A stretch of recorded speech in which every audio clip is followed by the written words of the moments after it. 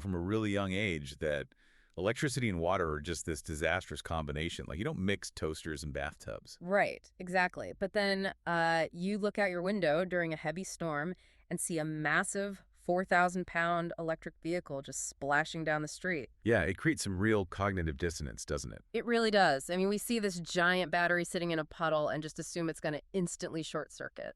Well, today we are diving into a really fascinating mix of data to figure out why that actually doesn't happen. Yeah, we've got a technical salvage guide, an urgent emergency notice from the village of Key Biscayne, and a technical breakdown of vehicle waterproofing. Right. And our mission today is to uncover why EVs handle floods so differently than traditional gas cars, and also to reveal the hidden, sometimes delayed dangers of water damage. Which is incredibly relevant for, well, anyone on the road right now. Exactly. So if traditional gas cars, ICE cars, are supposed to be these rugged machines, why do our sources say they fail so much faster in deep water than an EV? So it really all comes down to how the engines operate. ICE cars rely on internal combustion, which means they literally have to breathe. Right, they suck in air from the outside. Exactly, to mix with the fuel.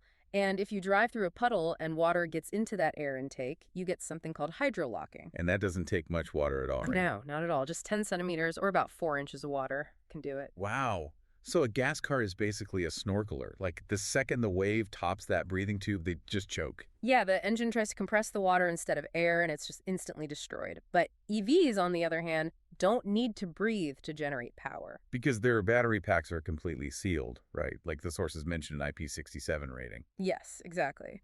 The 6 means they are entirely dust tight, and the 7 means those high voltage components can survive being fully submerged in a meter of water for 30 minutes. So they're built a lot more like submarines holding their breath. That's a great way to put it.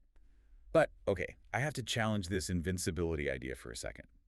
Because water is relentless, and driving through a flood creates immense pressure against the car. Like, since they don't breathe, does that mean they can just wade through anything like an amphibious vehicle? Definitely not. You were totally right to be skeptical there.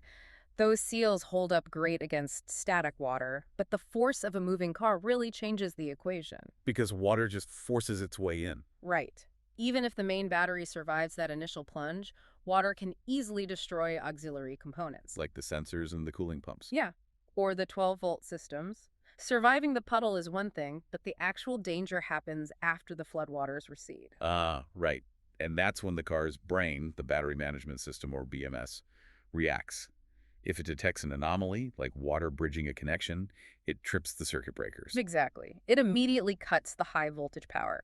It basically sacrifices the drive to protect you, the occupants, from a shock. But that emergency notice from Key Biscayne highlights something even scarier than an immediate shock, doesn't it? Yeah, they specifically warn about saltwater exposure. Saltwater is highly conductive and really corrosive. Oh, man. So if it breaches the battery casing over time, It creates a short circuit inside the battery itself, which generates intense heat. and that triggers thermal runaway in those lithium-ion batteries. Right, which is this chemical reaction that feeds on itself and honestly cannot be easily extinguished. And the crazy part is that can happen days or even weeks after the flood. Exactly. That's why the safety rules from our sources are so strict. You should never, ever try to charge a flooded EV. You have to watch out for warning signs, right? Like hissing, popping smoke, or even bulging panels. Yeah, and if the vehicle is stable, the guidance says to move it at least 50 feet away from any building, just in case that thermal runaway occurs. Wow. And if you absolutely must drive through standing water, maintain a steady, slow pace. Yes, avoid creating a bow wave. We've all seen those viral videos of cars getting completely destroyed at Rutherford Ford because the drivers hit the water way too fast. Right, slow and steady. Well, hopefully this gave you a better understanding of this shockingly fast-paced current of information. Yeah, we really wanted to help you navigate the stormy relationship between high-tech cars and deep water. Absolutely. Thank you so much for tuning in and sharing your curiosity with us today. Always a pleasure diving into these topics with you all. Before you go, we want to leave you with one final question.